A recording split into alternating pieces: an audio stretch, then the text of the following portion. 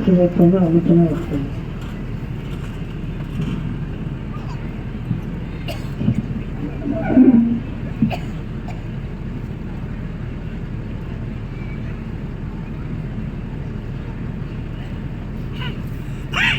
ବ୍ୟାସନଗର ସତ୍ସଙ୍ଗ ବିହାର ଆନୁକୂଲ୍ୟରେ ଆୟୋଜିତ ଯୁଗ ପୁରୁଷୋତ୍ତମ ପରମ ପ୍ରେମମୟ ଶ୍ରୀ ଠାକୁର ଅନୁକୂଳ ଚନ୍ଦ୍ରଙ୍କର ଶୁଭ 138ତମ ଆବିର୍ଭାବ ମହାମହୋତ୍ସବ ତଥା ଏହି ସତ୍ସଙ୍ଗ ଶ୍ରୀମନ୍ଦିର ଉଦ୍ବୋଧନ ସ୍ମୃତି ଉତ୍ସବ ଅବକାଶରେ ଆୟୋଜିତ এই সান্ধ্য দিব্য ভব্য সভার বরেণ্য সভাপতি মহোদয় আমମାନଙ୍କ গহণରେ উপস্থিত থিবা ଏ ମାଟିର ମହକ ସତ୍ସଙ୍ଗର ସଚିବ ପ୍ରତିନିଧି ଡକ୍ଟର ବିନାୟକ ମହାପାତ୍ର ମହୋଦୟ, ଅନ୍ୟତମ ଆଶ୍ରମିକ କର୍ମୀ ଜଣେ ଧୁରୀଣ ପ୍ରତିଭା ଯାହାଙ୍କର କଳା ନୈପୁଣ୍ୟ ଓଡ଼ିଶା ବହିର୍ ଓଡ଼ିଶା ବହୁ ସତ୍ସଙ୍ଗ ବିହାରରେ ପ୍ରତିଫଳିତ ହୁଏ। ସମ୍ମାନନୀୟ ସହପ୍ରତିନିଧି ଶ୍ରୀଯୁକ୍ତ ଶ୍ରୀଧର ସୁନ୍ଦର ମିଶ୍ର ମହୋଦୟ, ମୋ ପୂର୍ବରୁ ଯେ ଆପଣମାନଙ୍କ ନିକଟରେ ଆଲୋଚନା ସବୁ ରଖିଛନ୍ତି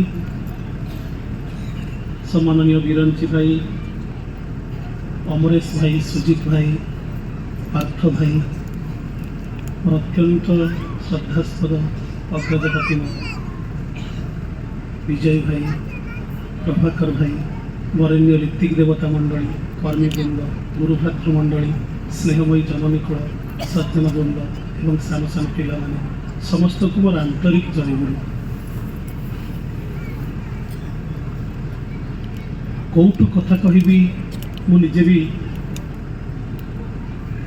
ନିଷ୍ପତ୍ତି ନେଇପାରୁନି। ସାଉଣ୍ଡ ଟିକେ ଆଡଜଷ୍ଟ କର, ଶୁଭୁନି ବାହାରୁ କିଛି। ପାର୍ଥ ଭାଇଙ୍କ କଥାକୁ ଗଲେ ଡୋପାମିନ୍ରୁ ବାହାରିବାକୁ ପଡ଼ିବ, ସେରୋଟୋନିନ୍ ଆଡ଼କୁ ଚାଲିବାକୁ ପଡ଼ିବ। ଅମରେଶ ଭାଇଙ୍କ କଥାକୁ ଯଦି ଯିବି ତାହେଲେ ଅନ୍ୟ ବାଞ୍ଚାଇ ନିଜେ থাকে, ଧର୍ମ বলে জানিস থাকে।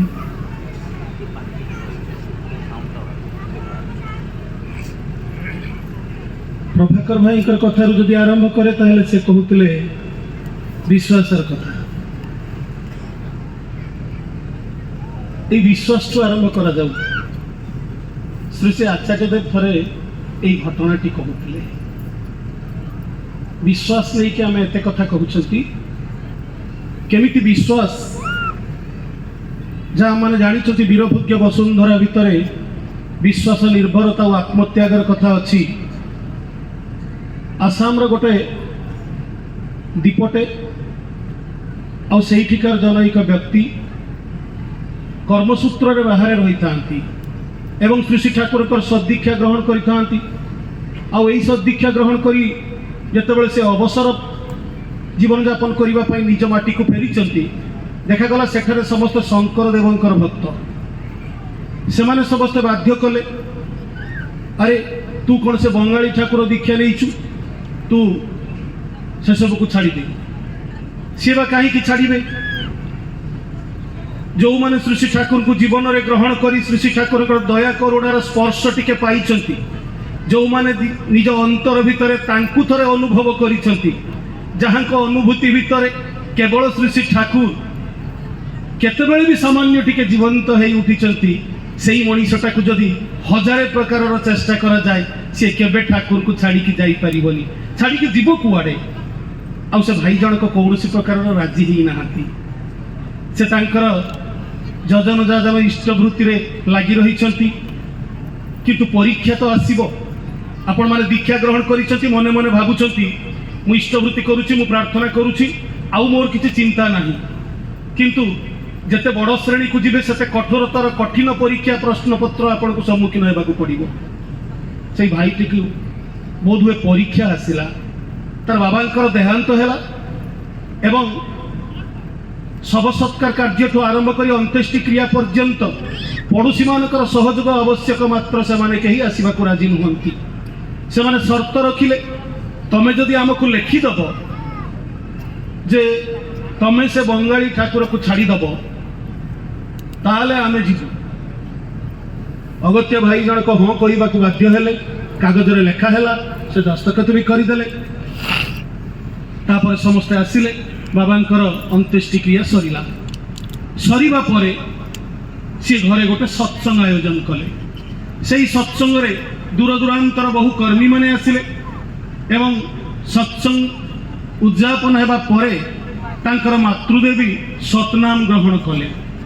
ଅନ୍ୟମାନେ ସମସ୍ତେ ବିରକ୍ତ ହେଇଗଲେ। ଯେଉଁ ପଡ଼ୋଶୀମାନେ ଜିଦ୍ କରିଥିଲେ ସେମାନେ କହିଲେ, ଆରେ ତମେ ଶେଷରେ ଏଇଆ କଲ, ତମେ ଆମ କଥା ରଖିଲ ନାହିଁ, ତମେ ଆମ କଥା ମାନିଲ ନାହିଁ। ଦୁନିଆରେ ଅନେକ ମଣିଷ ଆପଣଙ୍କୁ ଅନେକ କଥା ମାନିବାକୁ କହିବେ, ଆଉ ଯଦି ଆପଣ ସମସ୍ତଙ୍କୁ ମାନିକି ଚାଲନ୍ତି ତାହେଲେ ନିଶ୍ଚୟ ଠକିବେ। କାହାକୁ ଯଦି ନ ମାନନ୍ତି ତାହେଲେ ବିପର୍ଯ୍ୟୟରେ ପଡ଼ିବେ।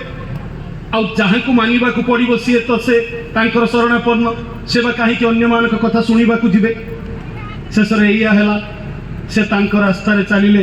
ମା ପୁଅ ଠାକୁରଙ୍କର ଦୀକ୍ଷା ଗ୍ରହଣ କରିଛନ୍ତି, ଦୀକ୍ଷୁତ୍ତର ଜୀବନରେ ଯେମିତି ଚଳିବା କଥା ଚଳୁଛନ୍ତି। କିନ୍ତୁ ପ୍ରକୃତି ପୁଣି ପରୀକ୍ଷା ନେବାକୁ ଆସିଲା। ଅଳ୍ପ ଦିନ ପରେ ଦେଖାଗଲା ସେ ତାଙ୍କର ଦୃଷ୍ଟି ଶକ୍ତି ହରେଇଲେ, ଅର୍ଥାତ୍ ଅନ୍ଧ ହେଇଗଲେ। ଏଣିକି ସୁଯୋଗ ମିଳିଗଲା ପଡ଼ୋଶୀମାନଙ୍କୁ। ହେଲା, ମଜା ଦେଖିଲ, ତମେ ଯେଉଁ କହୁଥିଲ, ତମେ ଯେଉଁ ବଙ୍ଗାଳୀ ଠାକୁରଙ୍କର ଦୀକ୍ଷା ନେଇଛ, ଆଉ ସେଇଥିପାଇଁ ଯେଉଁ ପରିସ୍ଥିତି ହେବା କଥା ହେଲା, ଏବେ ଅନ୍ଧ ହେଇଗଲ, କାହାକୁ ଦେଖିପାରିବନି। ଏଇଠି ଆସିଲା ପ୍ରସଙ୍ଗ ବିଶ୍ୱାସର। ସେ ଭାଇ ଜଣକ ଉତ୍ତର ରଖିଲେ, ମୁଁ ଅନ୍ଧ ହେଇଯାଇ ଭଲ ହେଇଛି, କାରଣ ତମ ଭଳି ଯେଉଁମାନେ ଶ୍ରୀ ଶ୍ରୀ ଠାକୁରଙ୍କୁ ବିରୋଧ କରୁଛନ୍ତି ମୁଁ ସେଇ ପାପୀମାନଙ୍କୁ ଦେଖିବି ନାହିଁ, ସେଇଥିପାଇଁ ମୁଁ ଅନ୍ଧ ହେଇଛି, ଆଉ ଏଇଟା ସବୁଠୁ ଭଲ ହେଇଛି। ଇଏ ହେଉଛି ଗଭୀର ବିଶ୍ୱାସ। ମୁଁ ଶ୍ରୀ ଶ୍ରୀ ଠାକୁରଙ୍କୁ ବିଶ୍ୱାସ କରେ। ଶ୍ରୀ ଶ୍ରୀ ଆଚାର୍ଯ୍ୟଦେବ ନାଟମଣ୍ଡପରେ ବସି ଈଶ୍ୱର ବିଶ୍ୱାସ ବାବଦରେ ଆଲୋଚନା କରୁଛନ୍ତି।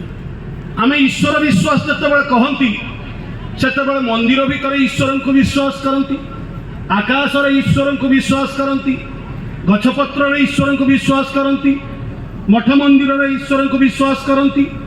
କିନ୍ତୁ ପ୍ରସଙ୍ଗ ହେଉଛି ଈଶ୍ୱରକୁ ବିଶ୍ୱାସ କରିବି ତ ସେ ପ୍ରସଙ୍ଗରେ ମୁଁ ଗୋଟେ ଗପକୁ ଚାଲିଯାଏ। ଗପଟା ହେଉଛି ଏମିତି, ଗୋଟେ ଟିକି ପିଲାଟେ ଝରକା ଫାଙ୍କରେ ଦେଖିଲା ତାର ସାଙ୍ଗମାନେ ଖେଳିବାକୁ ଆସିଛନ୍ତି। କବାଟ ପାଖକୁ ଗଲା, ମା ତାର ହାତଟା ଧରି ନେଇ କହିଲା, ହେଇ ତୁ ଖେଳିବାକୁ ଯାଇପାରିବୁନି। ପିଲାଟି ପଚାରିଲା, କାହିଁକି? ନା ତୁ ଜାଣିନୁ, ତୁ ଯାଇପାରିବୁନି। ପିଲାଟି ପଚାରିଲା, କାହିଁକି ତ ମୋତେ କୁହ ମା। ମା କହିଲେ, ତୋ ହାର୍ଟରେ ଗୋଟେ ହୋଲ୍ ଅଛି, ତୁ ଯଦି ବାହାରକୁ ଯାଉ ତାହେଲେ ତୋର ଶ୍ୱାସକ୍ରିୟାରେ ସମସ୍ୟା ସୃଷ୍ଟି ହେବ, ତେଣୁ ତୁ ବାହାରକୁ ଯାଇପାରିବୁନି। ପିଲାଟି ଦେଖିଲା ତାର ସାଙ୍ଗମାନେ ଖେଳୁଛନ୍ତି, କିନ୍ତୁ ସେ ଖେଳିବାକୁ ଯାଇପାରିଲାନି। ମନରେ ତାର ଭୀଷଣ ଦୁଃଖ। କିଛି ଦିନ ପରେ ତାର ଅପରେସନ୍ ହେବ। ଡାକ୍ତରଙ୍କ ପାଖକୁ ନିଆଗଲା, ନର୍ସିଂ ହୋମ୍ରେ ଆଡ଼ମିସନ୍ ହେଇଗଲା। ଯେଉଁ ଡାକ୍ତର ତାଙ୍କୁ ଅପରେସନ୍ କରିବେ ସେ ପିଲାଟି ସେଇ ଡାକ୍ତରକୁ କହିଲା, ଡାକ୍ତର ବାବୁ ମୋର ଗୋଟେ କଥା ଅଛି। ଡାକ୍ତର ପଚାରିଲେ, କ'ଣ? ନା ଆପଣ ମୋ ଛାତି ଚିରିବେ ଆଉ ମୋର ହୃତ୍ପିଣ୍ଡଟାକୁ ବି ଚିରିବେ। ମୋ ମା କହୁଥିଲା ଭଗବାନ କାଳେ ହୃତ୍ପିଣ୍ଡ ଭିତରେ ଅଛନ୍ତି, ଆପଣ ଟିକେ ସେ ଭଗବାନଙ୍କୁ ପଚାରିବେ। କ'ଣ ପଚାରିବେ? ନା କାହିଁକି ମୋ ପାଇଁ ଏତେ ଅବିଚାର କଲେ? ମୋର ସାଙ୍ଗମାନେ ଯେତେବେଳେ ଧୂଳିରେ ଖେଳୁଛନ୍ତି ମୁଁ ଖେଳିବାକୁ ଯାଇପାରିବିନି, ଯେତେବେଳେ ଆକାଶରୁ ବର୍ଷା ପାଣି ଝରି ପଡ଼େ ସେତେବେଳେ କାଗଜ ଡଙ୍ଗା ଟିକେ ମୁଁ ଭସେଇ ପାରିବିନି, ଯେତେବେଳେ ପ୍ରଜାପତିଟା ଉଡ଼ି ଯାଉଛି ସେତେବେଳେ ତା ପଛରେ ମୁଁ ଦୌଡ଼ି ପାରିବିନି। ମୋ ପାଇଁ ଏତେ ଅନ୍ୟାୟ କାହିଁକି, ଏତେ ଅବିଚାର କାହିଁକି? ଡାକ୍ତର ବାବୁ ଆପଣ ଟିକେ ଭଗବାନଙ୍କୁ ପଚାରିବେ। ଡାକ୍ତର ଭାବିଲେ, ଟିକି ପିଲାଟି, ତାର କଥାରେ ବା ସେ କାହିଁକି ଏତେ ଗୁରୁତ୍ୱ ଦେବେ। ତହିଁ ପରଦିନ ଯେତେବେଳେ ଅପରେସନ୍ ବେଡ୍କୁ ଯିବ, ଅପରେସନ୍ ହେବ, ଆଉ ସେତେବେଳେ ପୁଣି ଥରେ ସେଇ ଡାକ୍ତରକୁ ସେ ଦେଖିଛି, ଗାଉନ ପିନ୍ଧା ଡକ୍ଟର ଆସିଛନ୍ତି, ସାଥିରେ ତାଙ୍କର ସହଯୋଗୀ ସହକର୍ମୀମାନେ ଆସୁଛନ୍ତି। ଆଉ ସେଇ ପିଲାଟି ସେଇ ଅପରେସନ୍ ବେଡ୍କୁ ଯିବା ପୂର୍ବରୁ ପଚାରୁଛି, ଡାକ୍ତର ବାବୁ ମୋ କଥା ମନେ ଅଛି ତ? ଆପଣ ଭଗବାନଙ୍କୁ ମୋ କଥା ଟିକେ ପଚାରିବେ। ଡାକ୍ତରଙ୍କୁ ଟିକେ ଲାଗିଲା ପିଲାଟି କାହିଁକି ଏମିତି କହୁଛି। କିଛି ସମୟ ପରେ ଯେତେବେଳେ ଛାତି ଚିରା ହେଇଛି ଆଉ ଡାକ୍ତର ଯେତେବେଳେ ତାର ହାର୍ଟକୁ ଅନେଇ ଦେଇଛନ୍ତି, ଦେଖିଲେ ରକ୍ତ ସଞ୍ଚାଳନ ବନ୍ଦ ହେଇଯାଇଛି। ବିଶିଷ୍ଟ ହୃଦରୋଗ ବିଶେଷଜ୍ଞ ଦେଖୁଛନ୍ତି ରକ୍ତ ସଞ୍ଚାଳନ ବନ୍ଦ ହେଇଯାଇଛି, ଅନ୍ୟ କୌଣସି ଉପାୟ ନାହିଁ। ସେତେବେଳେ ସାମାନ୍ୟ ଟିକେ ଭାବପ୍ରବଣ ହେଇଛନ୍ତି। ଟିକିଏ ପୂର୍ବରୁ ଯେଉଁ ପିଲାଟା କହୁଥିଲା ଭଗବାନଙ୍କୁ ଥରେ ପଚାରିବେ, ମୋ ପାଇଁ ଏତେ ଅବିଚାର କାହିଁକି କଲେ, ମୁଁ ଧୂଳିରେ ସାଙ୍ଗମାନଙ୍କ ସହିତ ଖେଳି ପାରିବିନି, ବର୍ଷାରେ କାଗଜ ଡଙ୍ଗା ଭସେଇ ପାରିବିନି, ପ୍ରଜାପତି ପଛରେ ଗୋଡ଼େଇ ପାରିବିନି। ସେଇ ପିଲାଟିର ବାବା ମା ବାହାରେ ଛିଡ଼ା ହେଇଥିବେ, ମୁଁ ତାଙ୍କୁ କ'ଣ ଉତ୍ତର ଦେବି? ଯେତେବେଳେ ମୁହଁ ଶୁଖେଇ ଡାକ୍ତର ଫେରି ଆସୁଛନ୍ତି, ନିଜର ଗାଉନଟାକୁ ଓହ୍ଲେଇବେ, ସେତିକି ବେଳେ ତାଙ୍କର ସହକର୍ମୀମାନେ ଚିତ୍କାର କଲେ, ସାର୍ ଫେରି ଆସନ୍ତୁ, ଫେରି ଆସନ୍ତୁ। ପିଲାଟିର ହାର୍ଟ ଫଙ୍କସନ୍ କରୁଛି ଆଉ ବ୍ଲଡ ସର୍କୁଲେସନ୍ ହେଉଛି। ଡାକ୍ତର ଜଣକ ଫେରି ଯାଇଛନ୍ତି। ଫେରିଯିବା ପରେ ଦେଖିଛନ୍ତି ଅପରେସନ୍ ହେଇଛି ଏବଂ ଅପରେସନ୍ ପରେ ପିଲାଟା ସୁସ୍ଥ ହେଇଛି। ସୁସ୍ଥ ହେଇସାରିବା ପରେ ଯେଉଁଦିନ ଡିସଚାର୍ଜ ହେବ, ଯେଉଁଦିନ ସେ ଘରକୁ ଫେରିଯିବ, ତାର ମା ବାବା ଆସିଛନ୍ତି, ତାର ଆତ୍ମୀୟ ସ୍ୱଜନ ଆସିଛନ୍ତି, ଆଉ ସମସ୍ତେ ଯେତେବେଳେ ତାକୁ ଡାକୁଛନ୍ତି ସେତେବେଳେ ସେ କହୁଛି ନାଇଁ, ମୁଁ ସେ ଡାକ୍ତର ଅଙ୍କଲକୁ ଥରେ ଦେଖା କରିବି। ଆଉ ଯେତେବେଳେ ସେ ଡାକ୍ତରଙ୍କ ପାଖକୁ ଯାଇଛି ସେତେବେଳେ ସେ ଡାକ୍ତରଙ୍କୁ ପୁଣି ଥରେ ସେ ପଚାରୁଛି, ଡାକ୍ତର ବାବୁ ମୋ କଥା ମନେ ଅଛି ତ? ପଚାରିଥିଲେ ନା? ଆପଣ ତ ନିଶ୍ଚୟ ମୋ ଛାତି ଚିରିଛନ୍ତି, ମୋ ହୃତ୍ପିଣ୍ଡଟାକୁ ଚିରିଛନ୍ତି, ଆଉ ତା ଭିତରେ ଭଗବାନଙ୍କୁ ଦେଖିଥିବେ। ମା କହୁଥିଲା ଭଗବାନ ତା ଭିତରେ ଅଛନ୍ତି, ଆଉ ସେ ଭଗବାନଙ୍କୁ ମୋ କଥା ପଚାରିଲେ କାହିଁକି ସେ ମୋ ପାଇଁ ଏତେ ଅବିଚାର କରିଛନ୍ତି? ଆଉ ଏଇ ପ୍ରଶ୍ନଟା ସେଦିନ ସେ ଡାକ୍ତରଙ୍କର ଆଖି ଦୁଇଟାରେ ଲୁହ ଆଣି ଦେଇଛି। ସେତେବେଳେ ସେ ଡାକ୍ତର ଜଣକ ସେ ପିଲାଟିକୁ କହୁଛନ୍ତି, ବାବୁରେ ଭଗବାନ କହିଛନ୍ତି କାଲିଠୁ ତୁ ପିଲାମାନଙ୍କ ସହିତ ଧୂଳିରେ ଖେଳିବୁ, ବର୍ଷା ହେଲେ ତୁ ଡଙ୍ଗା ଭସେଇବୁ, ପ୍ରଜାପତି ପଛରେ ତୁ ଦୌଡ଼ିବୁ, ଆଉ ତୋର କିଛି ଚିନ୍ତା ନାହିଁ। ଭଗବାନ ମୋତେ ଏକଥା କହିଛନ୍ତି। ପିଲାଟି ଚାଲି ଯାଉଛି, ଆଉ ପଛ କଡ଼ୁ ଡାକ୍ତର ସେଇ ଚାଲି ଯାଉଥିବା ପିଲାଟାକୁ ଅନେଇ କହୁଛନ୍ତି, ଆଜି ପର୍ଯ୍ୟନ୍ତ ଜଣେ ବିଶିଷ୍ଟ ଡାକ୍ତର ହିସାବରେ ଅନେକ ଛାତି କାଟି ଅନେକ ହୃତ୍ପିଣ୍ଡର ଅପରେସନ୍ କରିଥିଲି, ଅନେକ ହୃତ୍ପିଣ୍ଡ ଦେଖିଥିଲି, କିନ୍ତୁ ହୃଦୟ ଦେଖିନଥିଲି। ଆଉ ଏଇ ଯେଉଁ ପିଲାଟା, ତା ହୃତ୍ପିଣ୍ଡ ନୁହେଁ, ସେଇଟା ହେଉଛି ତାର ହୃଦୟ। ଆଉ ହୃତ୍ପିଣ୍ଡଟା ସେତେବେଳେ ହୃଦୟରେ ପରିଣତ ହୁଏ ଯେତେବେଳେ ତା ଭିତରେ ଈଶ୍ୱର ବିଦ୍ୟମାନ, ଯେତେବେଳେ ତା ଭିତରେ ଭଗବାନ ରହିଥାନ୍ତି। ଆମମାନଙ୍କର ଅସ୍ତିତ୍ୱ, ଈଶ୍ୱରଙ୍କୁ ବିଶ୍ୱାସ କରିବା ମାନେ ଶ୍ରୀ ଶ୍ରୀ ଆଚାର୍ଯ୍ୟ ଦେବ ଚାହାନ୍ତି ଆମମାନଙ୍କ ଭିତରେ ଈଶ୍ୱରଙ୍କର ଅସ୍ତିତ୍ୱକୁ ଅନୁଭବ କରିବା। ଈଶ୍ୱର ଯେ ମୋରି ଭିତରେ ଅଛନ୍ତି, ଠାକୁର ଯେ ମୋରି ଭିତରେ ଲୀଳା କରିବାକୁ ଚାହାନ୍ତି, ଠାକୁର ଯେ ମୋରି ଭିତରେ ଜୀବନ୍ତ, ଏଇ କଥାଟା ଯେତେବେଳେ ମୁଁ ବୁଝିପାରିବି, ଯେଉଁ କଥା ଶ୍ରୀ ଶ୍ରୀ ଠାକୁରଙ୍କୁ ପ୍ରଶ୍ନ କରାଯାଇଥିଲା, Thakur what is your mission? Shri Shri Thakur କହିଥିଲେ, to thrust the consciousness of manhood in man is my mission. ଏଇ ମଣିଷ ଭିତରେ ସେଇ ମଣିଷତ୍ୱଟା ଯେତେବେଳେ ଲୋପ ପାଇଯାଇଛି, ଯେତେବେଳେ ନାରୀ ଭିତରେ ନାରୀତ୍ୱ ନାହିଁ, ପୁରୁଷ ଭିତରେ ପୁରୁଷତ୍ୱ ଲୋପ ପାଇଛି, ପିତା ପିତୃତ୍ୱର ମର୍ଯ୍ୟାଦା ବୁଝେ ନା, ମା ମାତୃତ୍ୱ କାହାକୁ କହନ୍ତି ଜାଣେ ନା, ପୁତ୍ରତ୍ୱ କନ୍ୟାତ୍ୱ ଯେତେବେଳେ ମସିଲିପ୍ତ, ସେତିକି ବେଳେ ଆଜି ମଣିଷ ପଣିଆର ଯେତେବେଳେ ଅଭାବ, ସେତେବେଳେ ସେଇ ମଣିଷକୁ ଦେବତାରେ ରୂପାନ୍ତରିତ କରିବା ପାଇଁ, ସେଇ ମଣିଷ ଭିତରେ ଠାକୁରତ୍ୱକୁ ଜାଗ୍ରତ କରିବା ପାଇଁ ସତ୍ସଙ୍ଗର ଏଇ ଆହ୍ୱାନ। ଆଉ ସେଇ ଆହ୍ୱାନ ଭିତରେ ଶ୍ରୀ ଶ୍ରୀ ଠାକୁରଙ୍କର ସେଇ କଥା, ପୁରୁଷୋତ୍ତମଙ୍କର ଆବିର୍ଭାବ ଯେତେବେଳେ ହୋଇଥାଏ, ମଣିଷର ଦୁଃଖ ଦୈନ୍ୟ ନିଷ୍ପେଷିତ ଦୁଃଖ୍ୟାବର୍ତ୍ତନର ଭିତରେ ପ୍ରୀତିମୁଖ ରାଶି ସହସ୍ତରେ ହିଁ ସେ ଆଗମନ କରନ୍ତି। ପ୍ରାଚୀନ ରାପୁରାଣୀ ନବୀନ ମନ୍ତ୍ର ହିଁ ହୋଇ ଉଠେ ତାଙ୍କର ସୁକେନ୍ଦ୍ରିକ ତାନ୍ତ୍ରିକ ଅଭିଯାନ। ବୈଶିଷ୍ଟ୍ୟ ପାଳିଆ ପ୍ରୟମାଣ ସତ୍ତା ବିବର୍ତ୍ତନୀ ଅନୁପ୍ରେରଣା ହିଁ ହୁଏ ସେହି ନବୀନର ନୂତନ ସଙ୍ଗୀତ। ତାହାର ଛନ୍ଦ, ତାହାର ତାର, ତାହାର ମାନ ମଣିଷର ଅନ୍ତରରେ ଯୋଗାଇ ତୋଳେ ସୁତାଲିମ ଛନ୍ଦାୟିତ ଝଙ୍କାର, ଅନ୍ୟୁତ ସଂଗତି ସମ୍ପନ୍ନ ସାର୍ଥକ ଅଭିନବ ଆବାହନ ତର୍ପଣା। ପ୍ରାଚୀନର ନବୀନ ଅର୍ତ୍ତନା ସେ, ଭବିଷ୍ୟର ପରମ ମୂର୍ଚ୍ଛନା, ବର୍ଦ୍ଧନ ଯଜ୍ଞର ପରମ ଉଦ୍ଗାତ ସେ, ଉନ୍ନତିରେ ଆଗେଇ ଯିବାର ପୁରୁଦ୍ଧାସୀ ଋତିକ୍ ସେ ହିଁ ସେହି ନବୀନ ମନ୍ତ୍ର, ନବୀନ ଛନ୍ଦ, ନବୀନ ଲାସ୍ୟ, ଲାଲିମ ଦୀପନରେ ଗଢ଼ି ତୋଳେ ଶିଳ୍ପ, ଗଢ଼ି ତୋଳେ ସାହିତ୍ୟ, ଗଢ଼ି ତୋଳେ ବିଜ୍ଞାନ, ଗଢ଼ି ତୋଳେ ଅର୍ଥନୀତିର ଅନନ୍ୟ ଅଭ୍ୟୁତ୍ଥାନ, ଯୋଗ୍ୟତାର ଯୁଗ ଦୀପ୍ତାନ୍ତ ପାନୁଶୀଳନ, ପ୍ରବର୍ଦ୍ଧନର ବର୍ତ୍ତନ ଦୀପନା, ବଞ୍ଚି ଉଠିବାର, ବଢ଼ି ଉଠିବାର ଶରୀର ଲାସ୍ୟରେ ଜଗାଇ ତୋଳେ ଅମୃତର ମଧୁମର୍ଯ୍ୟାଦା। ତେଣୁ ଜଗି ରୁହ, ଅଜ୍ଞତାରେ ଶୋଇ ପଡ଼ନା, ଗ୍ରହଣ କର ତାଙ୍କୁ, ବ୍ୟକ୍ତିତ୍ୱକୁ ବିନାୟିତ କର, ସେହି ସ୍ମୃତିର ଆଲୋକ ଜାଳି ସେହି ନବୀନ ମନ୍ତ୍ରରେ ଦୀକ୍ଷିତ ହୁଅ। ସତ୍ସଙ୍ଗ ସେହି ଆହ୍ୱାନ ଦିଏ। ଯେଉଁ କଥା ଏଥର କନଫରେନ୍ସରେ ଆଲୋଚନା ହେଉଥିଲା, ଭାଇମାନେ ଟିକେ ପୂର୍ବରୁ ଡିପି ୱାର୍କସର କଥା କହୁଥିଲେ, ଏବଂ ଏଥର କନଫରେନ୍ସରେ ଯେ ଆଲୋଚନା ହେଉଥିଲା, ଯେତେବେଳେ ମଞ୍ଜିଟାକୁ ପୋତି ଦିଆଯାଏ, ସେହି ମଞ୍ଜିର ଅଙ୍କୁରୋଦ୍ଗମ ହେଇ ତାହା ବୃକ୍ଷରେ ପରିଣତ ହେବା ପାଇଁ ତା ଉପରେ ଜଳସିଞ୍ଚନ କରିବାର ଆବଶ୍ୟକତା। ଆଉ ସେହି ଜଳସିଞ୍ଚନ ଯଦି ଡିପି ୱାର୍କସ ହୁଏ, ତାହେଲେ ସେ ମଞ୍ଜି ପୋତିବାଟା ହେଉଛି ଦୀକ୍ଷା। সেই দীক্ষা যদি ন বঢ়ে, সেই দীক্ষারে যদি মଣିଷ দীক্ষিত ন ହୁଅନ୍ତି, ଯେଉଁ ଶିଳ୍ପ ନଗରୀର କଥା କହୁଛନ୍ତି, ଯେଉଁ ଖାଲି ଯାଜପୁର କାହିଁକି, ଓଡ଼ିଶା କାହିଁକି, ସାରା ଭାରତ ବର୍ଷ, ସାରା ପୃଥିବୀ ଆଜି କେମିତି ଭୟଭୀତ ହେଲାଣି, ଗୋଟାଏ ନିଶ୍ଚିତ ଯୁଦ୍ଧ ଆଡ଼କୁ ଟାଣି ହେଇଯାଉଛି, ସେତିକି ବେଳେ ମଣିଷର ପରମ ଆଶ୍ରୟ, ପରମ ପୁରୁଷ ଶ୍ରୀ ଶ୍ରୀ ଠାକୁର ଅନୁକୂଳ ଚନ୍ଦ୍ର ମଣିଷକୁ ବଞ୍ଚେଇବାକୁ ଏହି ଦୀକ୍ଷାର ବ୍ୟବସ୍ଥା କରିଛନ୍ତି।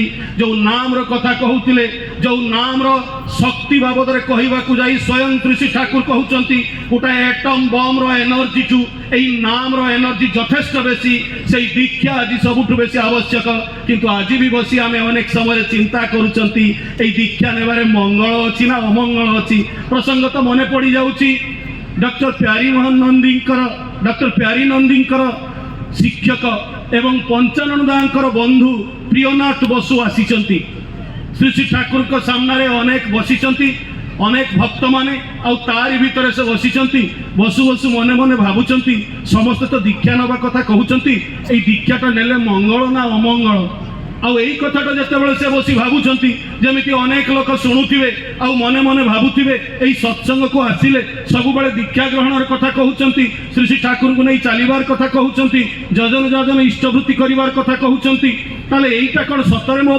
आवश्यक जानिबी केमिति अवलीला क्रमे श्री श्री ठाकुर जड़े छोट पिलाटे बसी तारी साथी कथा होगा भली अभिनय करी ताकू कहते अरे ए तते गोटे फल देवी आउ से फलटा तू खाइबू से फलटा तू खाई सारिबा से फलटा तू खाइबा पूर्व कहि परिबू कि से फलटा खट्टा लागिबो कि मीठा लागिबो पिलाटी कहूँ मु केमिति जानिबी फलटी न खाइले तो जानी हबनी सेटा खट्टा लागिबो कि मीठा लागिबो श्री श्री ठाकुर मुहटा टिके अन्य आड़े को नहीं कहते लोक किंतु आज भी चिंता करुँच दीक्षा नेले मंगल हब ना अमंगल हब बुझीगले प्रियनाथ बसु स्वेच्छा क्रमे से दिन से दीक्षा निवेदन कले श्री श्री ठाकुर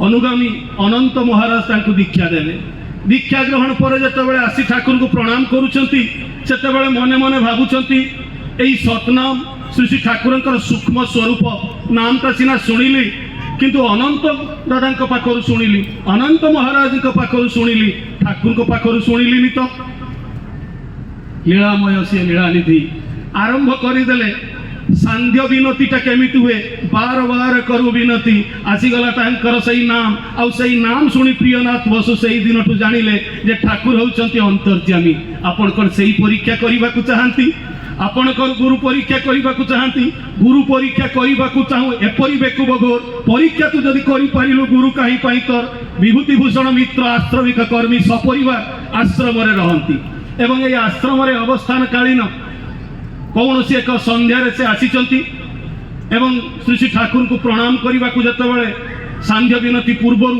श्री श्री ठाकुर को प्रणाम करने को जाऊँगी से श्री श्री ठाकुर तांको आड़ को न नहीं पुणी अन्य आड़ को अनौंट सी पुणी सामना को जाई ठाकुर को प्रणाम करने को चेष्टा करुँचर ठाकुर आउ टिके बुली जाई निजर पादुका हलक पिंधि श्री श्री बड़ माँ प्रकोष्ठ आड़ को चली जितेबाला श्री श्री बड़ माँ पाखे पहुँची भक्त मैंने जाऊँच विभूतिदा भी साथी जाऊँच आमती जाऊ जाऊ जितेबाला से पहुँचले पहुँचवा पर देखागला जितेबाला श्री श्री बड़ माँ सहित श्री श्री ठाकुर कथबार्ता करुँच कथबार्ता भितर श्री श्री ठाकुर पचारुंट बड़ बो मुझे तुमको दुर्व्यवहार करें तुमको किसी खराब व्यवहार करी सेतबेले बड़ माँ केमिति शंकित हो जाई कहउचंती आपण ये कौन पचारुंट आपण एमिति कहीं कहउचंती अरे दुर्व्यवहार कहीं कौन से दिन उच्च कंठस्वर तो आपण मते पदे कही नाहांती मात्र से कहीं जानवे से छिड़ा होइतिबा जणे अपराधीर जे साइकोलॉजिकल ट्रिटमेंट होउची अर्थात से छिड़ा होइचंती विभूतिदा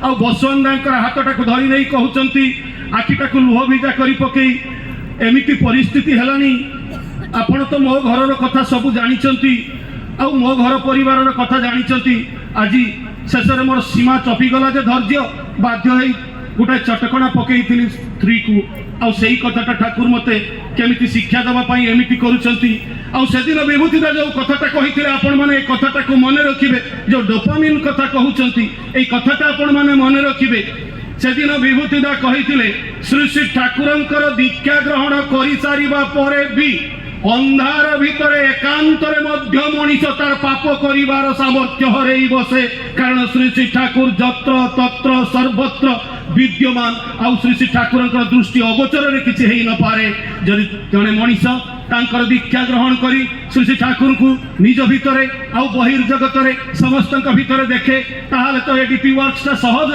हो जो डीपी वर्क्स प्रसंग आसूसी जो डीपी वर्क्स भितर खोजार कथा आसूसी आमे भावुछु खोजिबु बोली अवश्य ता पूर्वर आउ गोटे कथा आसे मु खोजिबा पूर्वर जे हजि जाइछि ताको मु खोजिबा को जाउछि ता पूर्वर मु आगो चिंता करिबा उचित मु निजे हजि जाइनि तो ମୁଁ ଯଦି ନିଜେ ହଜି ଯାଇଥାଏ ତାହେଲେ ମୁଁ ଖୋଜିବି କାହାକୁ?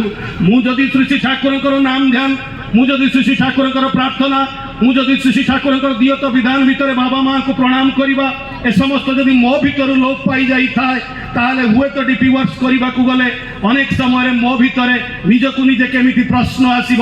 ଅବଶ୍ୟ ତାର ଗୋଟିଏ ଲାଭ ହେଉଛି, ଅନେକ ସମୟରେ ଆମେ କ୍ଲାସରୁମ୍ରେ ଦେଖିଛନ୍ତି ଜଣେ ପିଲା ଯଦି ପାଠଟା ବୁଝିପାରୁନାହିଁ, କୌଣସି ଉପାୟରେ ଯଦି ସେଇ ପିଲାଟିକୁ ଗୋଟେ ଦାୟିତ୍ୱ ଦିଆଯାଏ, ସେଇ ପାଠଟା ସିଏ ତାର ସାଙ୍ଗକୁ ବୁଝେଇବ, ତାହେଲେ ସେତେବେଳେ ଦେଖାଯାଏ ସିଏ ଆମ ପାଖରୁ ଶୁଣି ଯେତିକି ବୁଝି ନଥାନ୍ତା ତା ସାଙ୍ଗଟାକୁ ବୁଝେଇବାର ଦାୟରେ ସେ ତାଠୁ ଭଲ ବୁଝିପାରେ। ଏଇଥିପାଇଁ ଆଜି ଶ୍ରୀ ଶ୍ରୀ ଆଚାର୍ଯ୍ୟ ଦେବ ଏବଂ ପୂଜନୀୟ ଅବିନ୍ଦା ଆମମାନଙ୍କୁ ପ୍ରତ୍ୟେକ ମୁହୂର୍ତ୍ତରେ ଆମମାନଙ୍କର ଯଜନ ଯାଜନ ଇଷ୍ଟବୃତ୍ତିକୁ ଏବଂ ସ୍ୱସ୍ତୟିନୀ ସଦାଚାରକୁ ନିର୍ଭୁଲ ଭାବରେ ଆମମାନଙ୍କ ଦ୍ୱାରା ପରିପାଳିତ ହେଉ এই অভ্যাসরে অভ্যস্ত করাইবা পাই মোরি পাই সে ডিপি ওয়ার্কস করিবা কথা কহুচন্তি।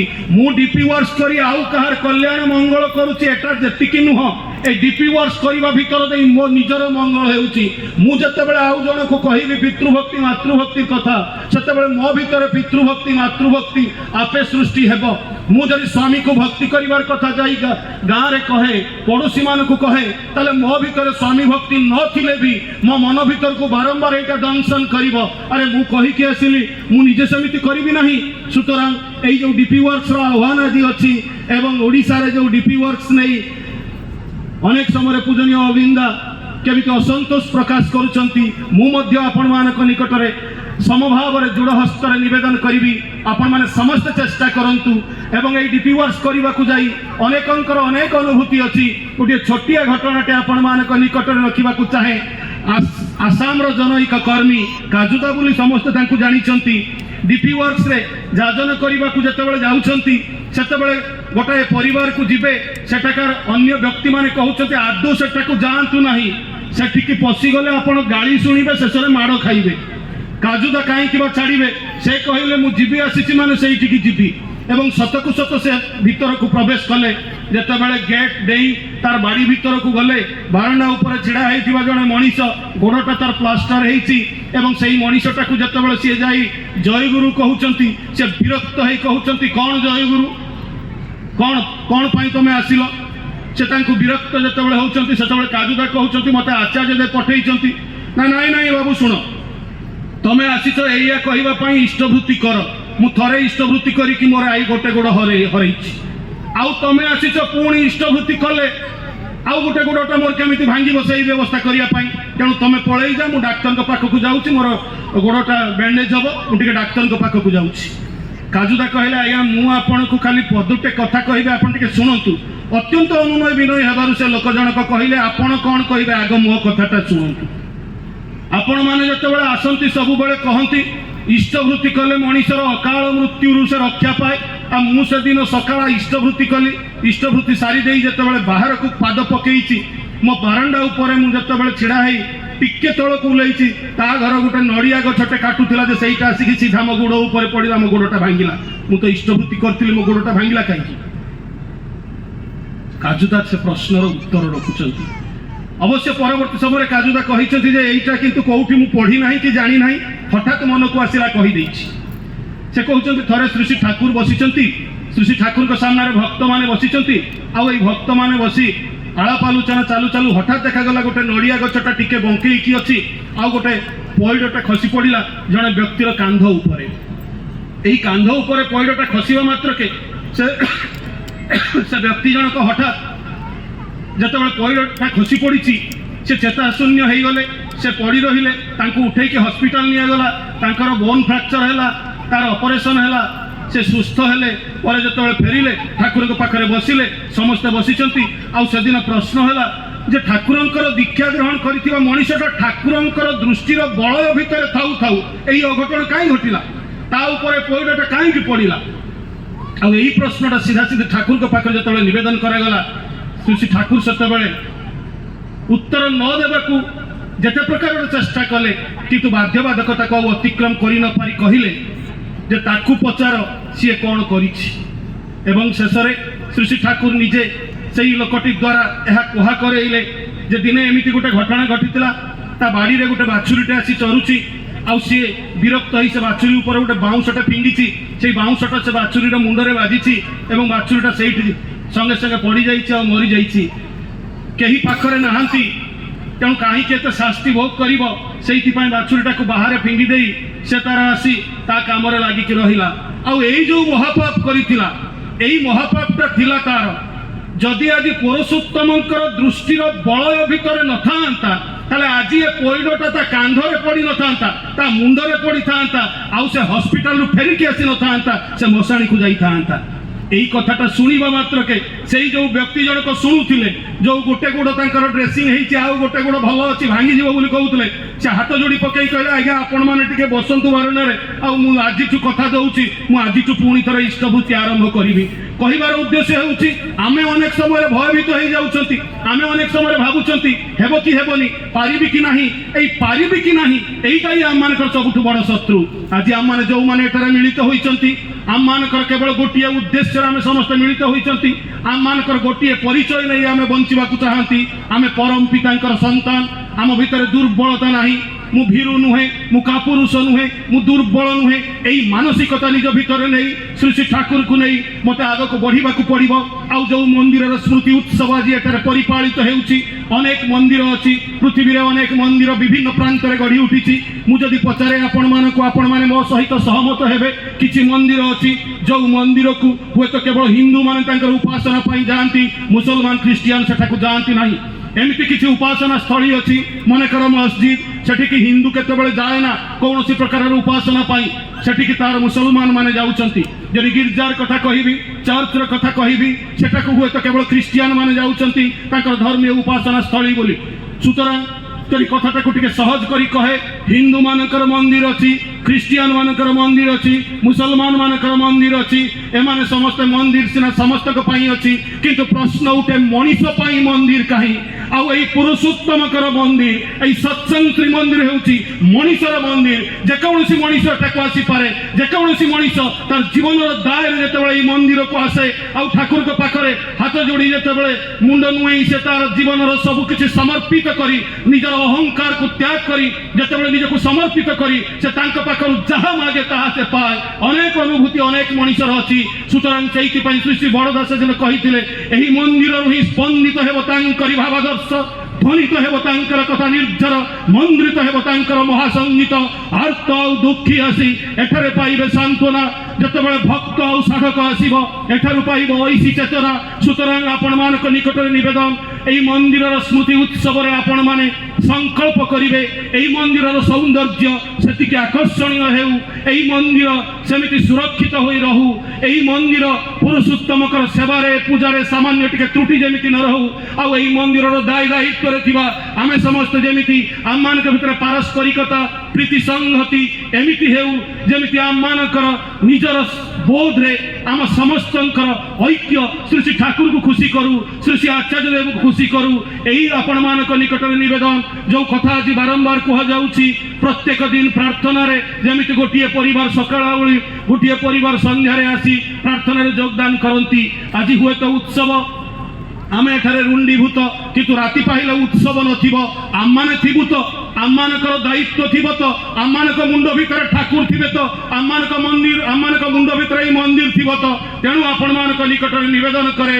दया करी जो कथा कहूतले धर्मटा